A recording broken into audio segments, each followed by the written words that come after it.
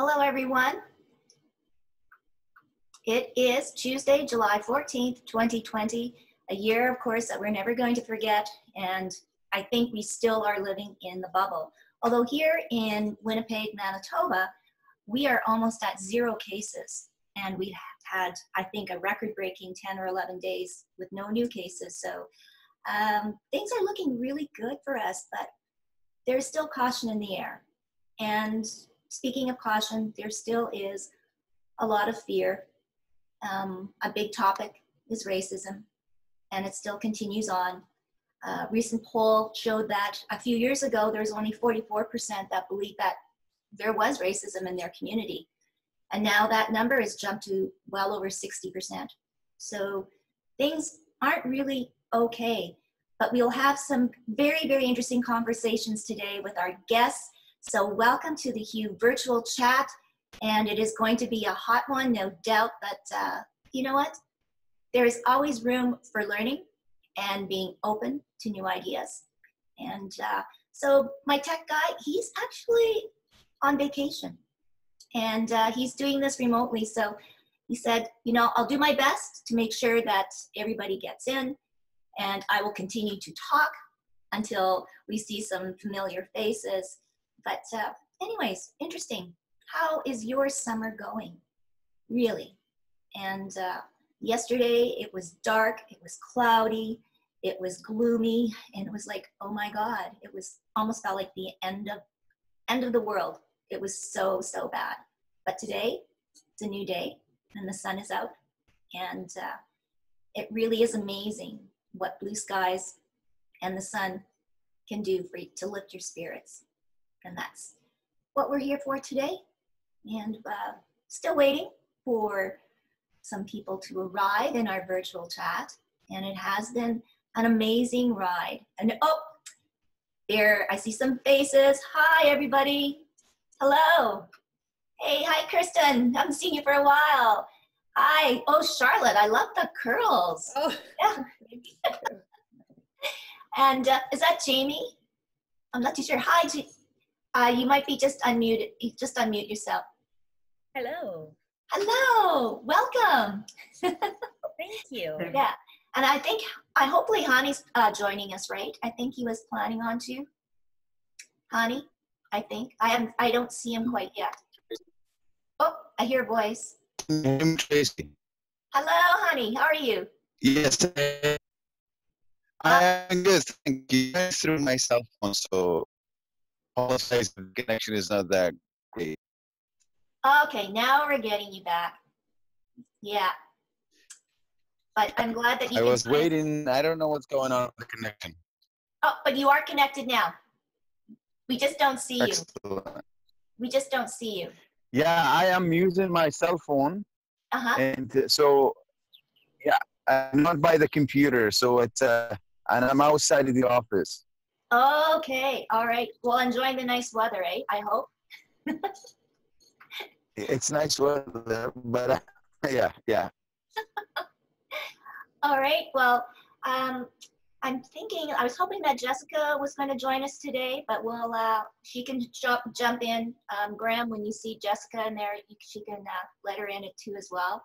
But anyways, oh, Charlotte, please wish Robin a very happy belated birthday. Did you have a good party, big party for her? Well, we had a nice party with social restriction, you know, all that. So we gave her a surprise party, and she had a wonderful time. So, and it's interesting because she's Australian, so her birthday was yesterday in Canada, but it was Sunday in Australia. So we actually celebrated for 2 days. So we had a party on Sunday. And we, yes. And how are you been doing, Kristen? We missed you. I've been doing well. I've had some Tuesday appointments during your time, so I haven't been able to jump on for the last couple of weeks, but I'm doing really well. I've missed it. Nice to see everybody. The family's doing well. Well, hey, I guess that's the sign of the times, right? We're all kind of getting back to the new norm. But yeah, exactly. I wanted to invite back Hani from the Immigration Partnership Winnipeg, and he's brought along the very lovely, and I'm excited to meet you, Jamie Banias, and she's the Indigenous Engagement Coordinator. So I'm gonna actually, Jamie and Hani, first, the reason why I want to bring you back on, number one is that you're having some great lunch series programs. So it's a toss-up. I don't know, Hani. I mean, Jamie is a lot prettier than what we see from you is a white square with Social Planning Council on it. But you please take it away and explain more about these new exciting series that you're planning. Okay. Can you hear me well when I speak? Since I am not seen, but I at least can be heard. Okay, cool. You can hear me. Excellent. Yes. Yeah, so yeah, thank you for having us again here. Our work on the anti-racism project, it continues on, and tomorrow is the first gathering that will take place around 12:30 at St. John's Park, and I think the rest of the details probably Jamie will cover. We will have series of events during summer, and with different themes and different subjects to be covered. These themes or the subjects may not bear the name or the title of anti-racism. However, the intersectionality of the subjects, what matters to us in terms of contents and process. And so tomorrow is just the first event, and is going to cover the subject of reconciliation. So I think the accurate subject would be what is reconciliation, and so the intersectionality there with anti-racism work would be demonstrated by two of the founders of Circle of Reconciliation, which are they are our partners in many different projects, and including our sector table works that is an ongoing for Immigration Partnership Winnipeg. So that's for tomorrow. Wow, that sounds, it's incredible. And I guess, Hani, too, will people have the opportunity to ask questions too, or is it just a presentation? No, so our events always, and I keep reminding our staff and the people who put events like that together, it's always, I do not like lecture type of events. We don't want to lecture at people. We would like to hear from people. We want to learn from people. And since it is a very subjective and personal type of matter to be discussed, it is an interactive event.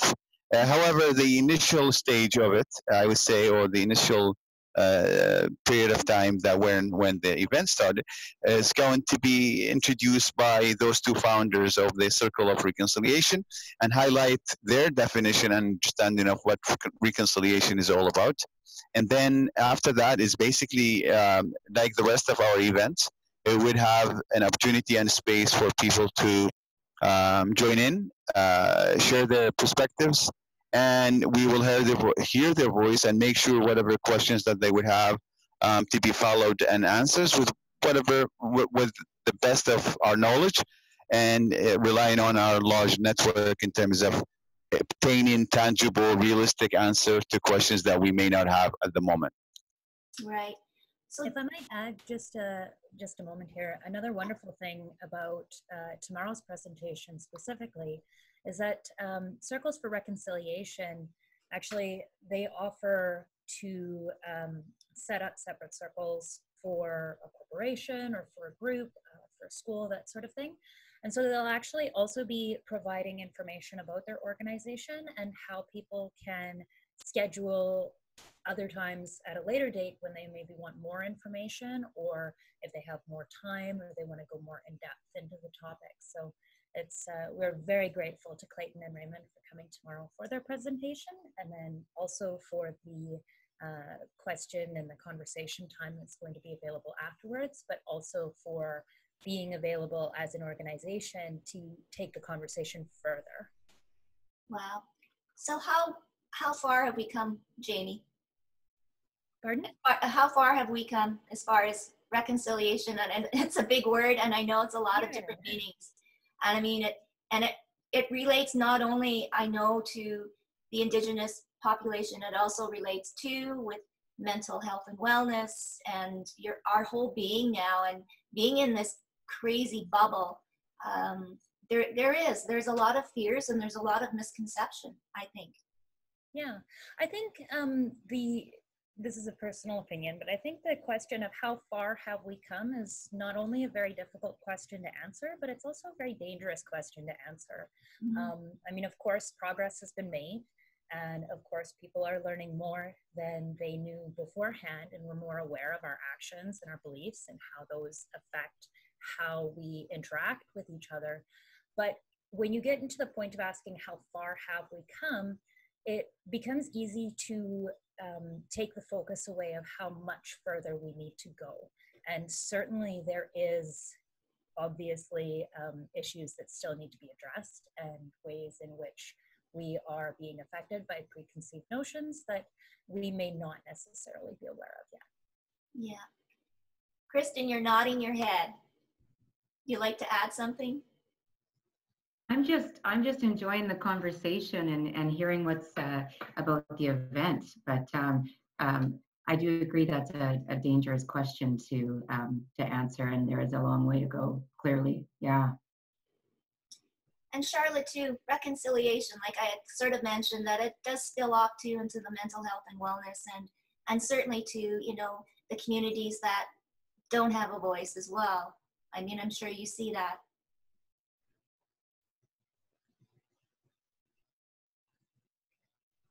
We do see it in mental health, and really when people's biases come out, and stereotyping, which can be to a detriment of somebody's mental health. I know a couple of weeks ago on the Huku, I talked about one of the best peer workers in our city who was Indigenous, who was trying to support her sister. And because of her appearance, she was labeled a crackhead by the people who had from the healthcare and who had come to her aid. And she says, like, how can we get around that, Charlotte? And exactly what Jamie's saying, we have a long way to go. So here's somebody who is one of the leaders in our field of mental health and peer support, being, you know, labeled as somebody who she was absolutely not. So I don't know the answers, but as Jamie said, keeping the conversation going, and Kirsten, and acknowledging what that we still have a long way to go as well. So no doubt. Well, I'm still going to keep on with you, Kristen and Charlotte. Now, is it more important now more than ever, especially in your line of work with peer support workers, to there be a diversity in the ethnicity of your peer support workers? Charlotte, I think you should take that one, because we have just the peer support workers that we have just trained that are working out of the Crisis Response Center that's connected to Health Science Center in Dauphin Emerge. I truly think we have a dream team. We were just talking about this again on Sunday, and you know, it just fell into place, the diversity of the group. And although we were aware, we absolutely did want to make sure we addressed that when we were hiring. It never had to be an issue that we had to address. It just fell into place. And it's really, really important. You know, the assumptions and the biases that we run into all the time, even, you know, on so many levels that people don't even realize that they have until you start kind of peeling it back and pointing it out. So it's really important that not everybody has a certain look or a certain postal code, because that is not the reality of life. And you know, we've got a fantastic, diverse team, which I'm pretty excited about. What do you have to add about that, Charlotte? yeah, and they come from all backgrounds and all life experiences, and what's come together from it as well is they've become a very tight-knit group of co-workers and friends, and each of them are supporting each other in this journey, because it is trailblazers.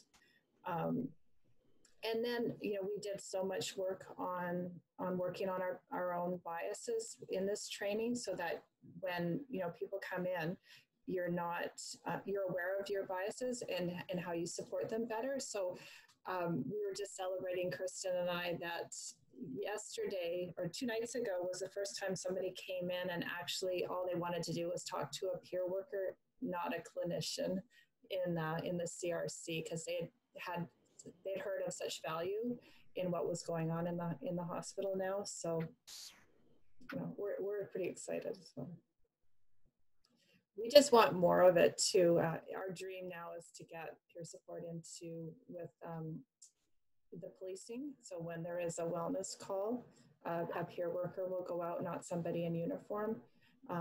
That's our next goal to start promoting, because I think that would be a huge benefit to people in need. So, Wow, well, that's exciting. So, Hani, I guess since our last time when we first met, you had this campaign about, you know, COVID doesn't discriminate and everything like that. Have you seen a shift in the way people think, or is it still the same? Well, here's another dangerous question. No, I mean, I'm just joking. But it is actually, it is people's way of thinking. I would not change really that quick or that fast when it comes to subjects such as racism.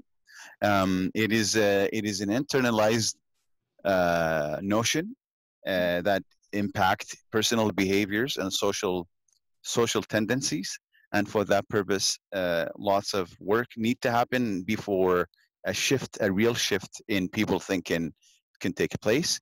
I mean, thinking is easy. Thinking is not that difficult, and you can. It's not my concern. Is what I am looking after is the felt sense. Felt sense is when people start thinking, feeling other people's pain and the impact of racism on them. And then when they put themselves in the shoes of others, then they will start shifting. And that shift becomes authentic, natural process rather than intellectually justified process. And so these are two different things. And what we are after is really to build those notions from within, and that is creating space for the felt sense, so people start shifting naturally, not because I'm making the best argument ever, because I don't know how long my argument will stand. If intellectually based, somebody else will walk in and come up with another argument and shift that process. What not be shifted is when you create and develop that felt sense, and felt sense will be developed when a safe space is created and people sharing their personal stories and they connect on a human level. And that's what we are after. In terms of to stay with the cognitive and the intellectual part, and I think on July 23rd, also there is an event that Immigration Partnership Winnipeg is partner of, an main organizer, and that is to have we will have a space where we will offer training to support those who have experienced racism, and that will be on July 23rd from 10 to 12, and the session will be engaging in an interactive type of facilitation to provide settlement service providers and ethnocultural leaders with an understanding of how to identify racism and practical tools to be able to support community members who have experienced racism. And these will be presented by two PhD holders, Kathy Hogarth from University of Waterloo and Dr. Buster Ogobago from University of St. Francis. And then this is Uniting Communities Against Racism Lunch and Learn events will continue through summer, hopefully to break through that intellectual barriers. But my hope is really to go back to the main point that I made, and that is the felt sense. Well, that's so interesting. Go ahead, Jamie. Sorry, just to add on to that, I want to say that the response from the community ever since the anti-racism campaign was begun has just been absolutely amazing. Like not only from organizations, like we currently have 43 partner organizations working with this campaign to help promote it, to help develop resources, and to speak with the community to identify what needs the community has. But also just from the general public, the community themselves. We have an amazing growth on Instagram, and people are sharing these posts. And I think we're in a perfect social climate right now for people to want to talk about these kind of things. That being said, they are difficult conversations, and it's a very uncomfortable topic. So when you were asking earlier, like, you know, have we seen a difference? Yes, there is definitely a difference in how a lot of people are approaching the conversation, but there also is a lot of resistance to it. And as Hani was saying, just the more that we support these kinds of initiatives and the more that we are willing to learn ourselves, the more that we're able to see what the impact is on other people and to really kind of feel that empathy. And I personally think that the more people that are willing to do that, the more likely it is for others to look and say, okay, well, this isn't as bad or scary or uncomfortable as I initially thought it was. And it just kind of helps to open people's eyes. Wow. Charlotte, did you want to say anything, or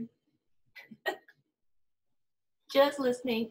Just totally agreeing with Jamie, and Honey. Yeah. So I'm going to throw something out there. It was a conversation that I had with one of my friends, and she mentioned blood memory. And what that is that if you go back in, I guess, your ancestral tree, you will find similarities in yourself with these ancestors from centuries past. And it's passed through your bloodline. And in the scientific way, I agree. And then we started talking about different cultures, and especially the Asian cultures and you know, the brown culture, and then talking about the indigenous cultures. So this might be directed to Hani and Jamie more. Is there kind of maybe a connection between, say, like the immigrants coming in to the indigenous community? And I've talked about it and heard stories too about the similarities a lot in their cultures and how in some ways they could help each other. Has that ever been, you know, something that your organization would try to do?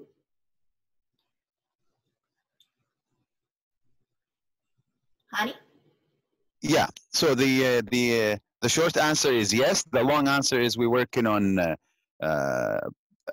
many projects, and I think the more dominant one, I would say, the Indigenous Orientation Toolkit, and that is specifically created to educate, orient, and inform newcomers on Indigenous cultures, traditions, and peoples across Canada, specifically in Winnipeg. And the reason that we started this work is because of the commonalities that exist among diverse communities and the Indigenous communities as well. And so there are more than a reason for us to build bridges and connect or create ties among all these communities. And there are a lot of things in common. I think even with the largest society that we can find more commonalities, but we're not getting there yet. I think we will get there yet. We will take some time. It will take some time. But for now, I would say the focus on the newcomers and the Indigenous communities, because there are more than one common ground, and so the family unit, the connection to the land, property versus spirituality, the collective living, the social solidarity, and all of that. That all comes naturally a part of the culture of the Indigenous peoples, but also very much prominent features in many different cultures of the newcomers coming to this country. So that there are lots of common grounds, and then I think one specific theme in this large Indigenous orientation toolkit is called commonalities. So, and resurgence of culture. Wow, and it's fascinating too, I think, and it stills too, Jamie, on just creating a safe place for people to share, right, their story. And Kirsten and Charlotte are all over that. So I guess too, I know it may sound silly, but what is a safe place? Because as we're seeing now, people's level of comfortable and safe, feeling safe, is so different. Jamie. Oh, let's see, what is a safe place? I think the most important part in determining a safe place is just that willingness to have acceptance of what's being said. And so it can be very difficult to create a safe space. It really can be. And a lot of times when safe spaces are created or they're allowed, it's done on a systematic or like an institutional level, which actually kind of makes it difficult for people to be able to open up. So like for I should have prepared something for this. So yeah, I think I'll make reference to, this is something that Immigration Partnership Winnipeg has actually been looking into for quite a while. Before I started, Immigration Partnership Winnipeg sponsored and supported a group of researchers who were looking basically to answer that exact question. And so over the course of 3 years, they worked with the community and they did a bunch of research, and they actually built a report called Fostering Safe Spaces for Relationship Building and Dialogue Between Newcomers and Indigenous People. It's a very long title, so I may have the order of the words mixed up a little bit. But the report actually has some wonderful recommendations for if you are looking to provide a safe space or to create one, or even if you need one and you're not sure how to go about encouraging that in your own community or with organizations that you're aware of. And the report is actually available on our website, and it's free to download, so it's just great out there if you're interested in reading it. It's such a wonderful report. Wow, so that's great. So the website, I believe, then is IPW.com, right? I don't know. Oh no, it is. It's lipw.ca. CA is not .com. Okay, great. Thank you, Hani. A question too, Hani. So we're talking about safe places now. At your event tomorrow, what will happen though if people get a little fired up? Do you mind if I take this one, Hani? Yeah, okay, you could take that, Jamie. So we've actually had this concern in a lot of the events that we've done so far. Like, we are always concerned about participants and their safety, and the presenters and their safety. So we do have in place plans for if someone is, for example, using hate speech, or if they are, being aggressive, then, obviously the first step is to ask them to make them aware that behavior, those words are inappropriate. And then if necessary, they will be removed from the event in order to make sure that everything is okay for the people who are there.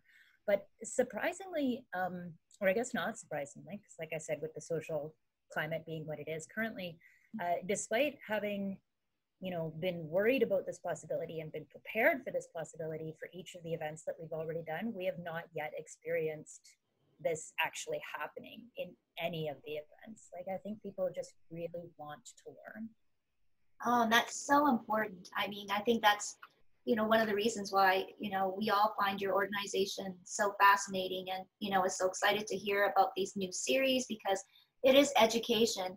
I'm going to throw it to our fabulous peer support workers.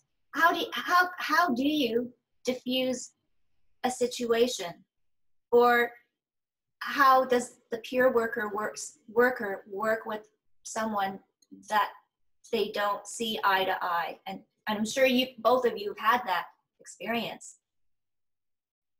Charlotte and Kristen. Yes. They're going there. Hand guess. You talk.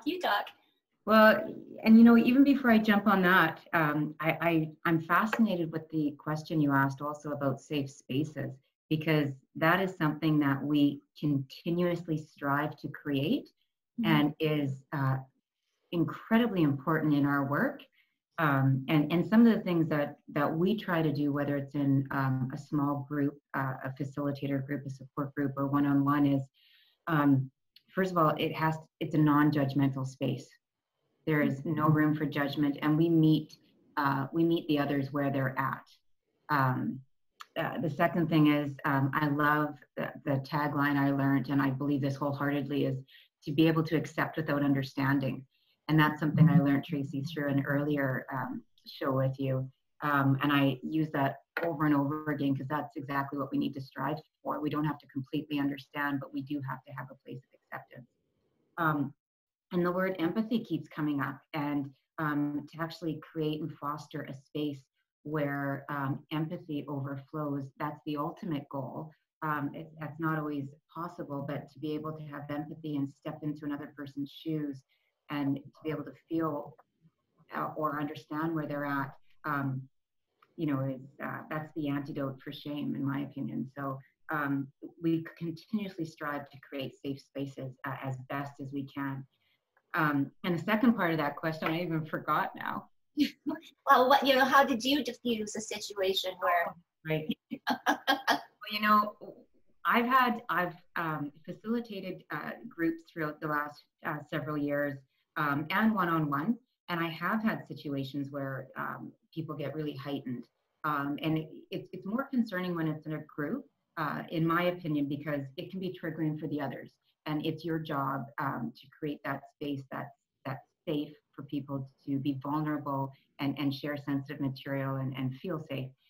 So, you know, that's a bit of a communication dance. I'd say that's the right word. Hey, Charlotte, just to completely validate and do a communication dance and use skills that we treat or we work on throughout our training to be able to diffuse that situation, whether that's just, hopefully you can remove that person gently from the situation, have a private conversation. That ultimately is our first resource. But if not, to be able to validate and meet them where they're at and kind of talk them down until you can diffuse the situation. And it's so interesting because we hear often, and as we've set up our peer support program in the CRC, people that aren't involved in peer support and we're meeting along this process, everyone often goes to what happens when people get really violent, and we really don't that's really not a situation we run into. And maybe that's because of the skills we bring to the peer support relationship and connection with somebody and those individuals who are interested in that line of work. But I have never felt unsafe. I don't know of anyone who's felt unsafe. We don't, you know, things don't typically escalate to that point at all. Did you want to add on that, Charlotte? Yes. So it's in Kirsten and I said a lot of times we are dealing with difficult situations and difficult topics, and people's emotions are heightened. So it would be similar to what, you know, Hani and Jamie are experiencing when they're doing their talks. And it's also when a person is, you know, in putting it into the mental health word, if they're talking about people who are struggling with mental health issues and then they're being degrading and demoralizing to that group of people, I mean, that is their opinion. And, you know, part of peer support is, you know, educating them as well as supporting them. And so you're not wanting to shame the person whose belief system isn't what we agree with. So there is that communication dance that Kirsten was talking about. And a lot of times it's just through that education of sharing our lived experience stories of supporting people with mental health challenges that they start to see that, you know, it's all walks of life who have mental health challenges, not just the ones that they're labeling or whatever. And it is in the sharing of the stories that's so important. And, and Kristen and I daily are out there talking about mental health, and, we've become the face of a lot of families. And it's more of us coming forward and talking about it. So, I'm cheering on what Hani and Jamie are doing, because they're coming forward, they're encouraging dialogue, they're doing all the things that, that we do as well. So it's just another part of this story of, as Kristen said, empathy, which is, will make our community stronger. No, well, I know it's great to kind of have synergies, and Hani and Jamie can chime in too here. The communities now, do you see the communities bonding more together, or is it still very, this community, that community? Yeah, and I guess you'll know more having these events too, right, which are more open to the public. But I guess, Hani. Yeah, sure. So I'm just going to mention about the word space. I think one of the most practical steps in our report, the fostering spaces or safe space, is there's something called controlled space, and there's authentic space. What we're trying to create is the authentic space. The authentic space is where people leave. This is my own definition, by the way, so it can be flawed, but what I'm saying is authentic space is where people walking into a room where discussion is uncomfortable, but they leave their privileges, power, and everything else that put them in to make them different than the rest outside of that room. And when they walk in as a human, curious human being, and they with one objective, to learn, not to teach. That creates the authentic space. The minute you walk in with your privileges and with the attitude of teaching others, that you will contribute to a controlled space, and that's going to be a long discussion. But I'm saying, for us to be pragmatic, we have a registration process. So we do it by invite, right? Because due to social distancing and all of that, we don't have a space for more than 50 people to show up. So basically, you register ahead of time, and we know who's registering, and so on and so forth. But the fact remains, there are 3 people can walk in when there is racism or anti-racism discussion. Is either an ideologue and they believe in what they say, or impolitely curious, or the third one is just naive, simply ignorant. They don't know. And in order for us to contain the discussion is to validate each one differently and contain the conversation, and hopefully we can come up with something to calm them down if they are heightened emotionally. So that's with respect to the first part of the question. The other part is with uniting or getting those communities together. So the communities that we work with mainly either newcomers or stakeholders that work with the newcomers and partners. And these are all very much people with sympathy and very much in partnership with us. So we haven't reached the largest society and the deep pockets in society yet. I think we're working on it. But once we reach those deep pockets in society, the most uncomfortable conversation can take place. I remember being at rallies and some people coming from remote areas and talking about very remotely difficult subjects, in that it is not familiar to many, and they speak with it in a very firm type of belief system, and that is not really supported by any evidence. But what you have to have patience and allow them to speak their minds and be able to kind of walk them through the process of diffusion, to diffuse the tension that can create as a result of differences. So it is skills not everyone would have, but for now we're focusing on a smaller number of people in a very specific place with a specific invitation method, and hopefully that would minimize incident that would kind of derail our objective. Wow. So just to add in on to that. people just kind of naturally want to be together. Like, people are pack animals. And so, yes, we do see a lot of the communities coming together. But of course, there's different factors that say whether or not people are able to or comfortable, or if they have the drive to be coming together. So what we are doing with our events and with the campaign altogether is to just try and remove those barriers. So as the barriers are removed, for sure, we are definitely seeing the communities coming together more and more, and the individuals coming together more and more. But then, of course, as Hani said, with those limitations due to COVID-19 and social distancing, again, it gets a little bit more difficult to take the barriers down. So. Yeah. So I guess one thing I kind of want to pat everybody on the shoulder. Yes, I mean, Winnipeg, we've had protests and rallies, and yes, I mean, very successful and very peaceful. And if you look at the States, not so good. Yeah, maybe Hani, and then maybe, yeah, Kristen and Charlotte too, like the different temperaments. Are we just like friendly Manitobans? So, and because you hear some crazy stuff happening in the States, and they're not far away, and they're humans too. Why is there such a disconnect, or just like a polar opposite? Hani.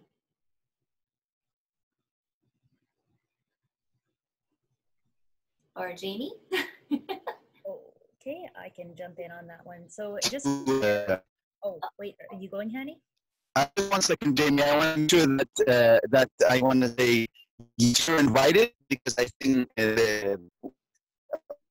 I got a comment saying, like, if we need more details about the event tomorrow, please feel free to attend in this room for you to be part of this event tomorrow. The two of the guests, Tracy, I would love to listen to the invitations. Oh, I'm sorry. Yeah, well, Hani, we couldn't hear you. Do you want to say that again? I think he was trying to lead back to the event tomorrow. Okay. I believe, is it, oh dear, his connection must have disappeared. Okay, so just, sorry, what was your question again regarding? Oh, just sort of the different climate, the things that are happening in the States, and here we are doing our work too, but I mean, it's definitely not the same outcome. I mean, the violence and everything like that. Well, yeah, it's definitely not the same overt outcome. The problem with a statement like that is, of course, the end result, or the obviousness of the situation is going to be different, because there's different places, there's different governments, there's too many different X factors putting in, so it's not going to look the same. Whether or not the actual, like the inner answer, or the inner outcome that's kind of up for debate. There's a lot of things that happen that people don't necessarily notice, or things that they're not really willing to say exist outwardly. So yes, the overt, when you look at it, it's easy to say, oh my gosh, Americans are crazy. But that doesn't necessarily mean that everything is all wonderful inside Canada. Like I said, we do certainly have a lot of work to do, and it can be very dangerous to make those types of comparisons, to say like we must be doing well because we're not doing the same. This goes until noon, is that correct? Yeah. Okay, so since we are starting to run a little bit low on time, I just want to take a moment to jump back to the event tomorrow, the first day of the Lunch and Learn series. And one of the reasons why I really want to draw attention to that is because we do actually still have space available in the registration, which is amazing. It hasn't been, it's been a short period of time since we were actually able to confirm that we're able to do these events in person. Just because of the social distancing, we were concerned that might not be a possibility. So I think just because there hasn't been very much time for people to become aware of it and to actually go and register, that there is still that space. So if anyone is interested, I highly recommend you go and register as soon as possible on the Facebook page for the anti-racism campaign. There's a Facebook event with the link to the Eventbrite registration. And it's going to be from 12:30 until about 1:30, although we are saying that there's going to be a little bit of time variations depending on how much interaction there is afterwards. There's a light lunch provided, and it's just going to be a wonderful conversation. As Hani said earlier, all about reconciliation and what that means and how reconciliation affects how we move forward in building a better future for everyone and a more inclusive community for everyone. Wow. Jamie, what attracted you to the organization and the line of work that you do? To Immigration Partnership Winnipeg. Yep. And the line of work that I do. Honestly, I have to say it was mostly chance, in that this is kind of not something that I ever really pictured myself doing. Like, I wasn't a 5-year-old going like, that is what I want to do with my life. But everything just kind of lined up so perfectly. And then the next thing I know, I was here, and it's just been absolutely wonderful. Oh, well, you're doing some amazing work. We'll see you, Charlotte. Have a great day. We'll talk to you soon. You too. Nice meeting you all. Nice meeting you, Jamie. Take care, guys. Now, is Hani still here? Yes, I and I want to say thank you to you too as well, and to everyone else who shared their perspectives. Yeah, thank you. Yeah. So, Hani, you were trying to say something. I know that Jamie just did another promotion for the event tomorrow. Can you maybe just say again who the speakers will be tomorrow? So the speakers are Clayton Sandy and Raymond, both of which are the founders of Circle of Reconciliation, and they have the Circle of Reconciliation across the country. And so they will be the presenters. And I think what I wanted to say about the event, Jamie I already heard it, is she's extending the invitations to others to register. And that's exactly what I wanted to say, and I got disconnected. So you're welcome. And of course, your guests and also the people who feel there's benefit of attending, they are more than welcome to register and attend.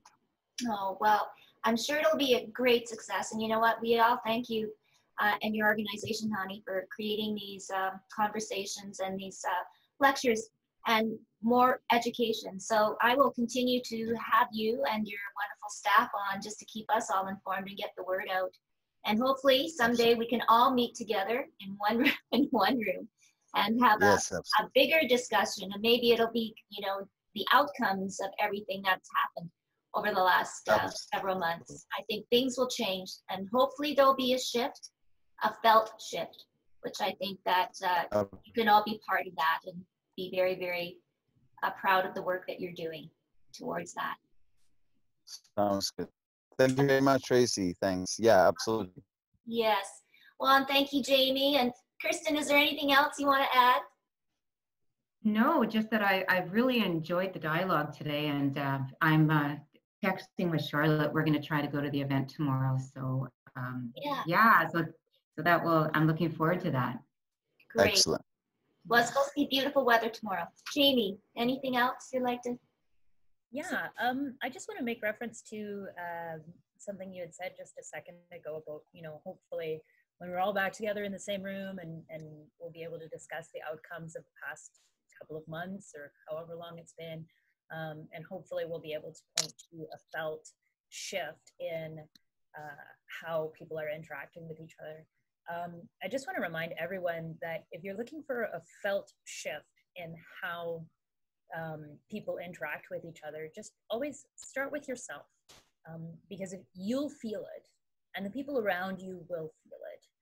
And the more people that are willing to start with themselves and spread that shift, the more likely it is for it to be felt on a municipal, a provincial, or a national level. Wow.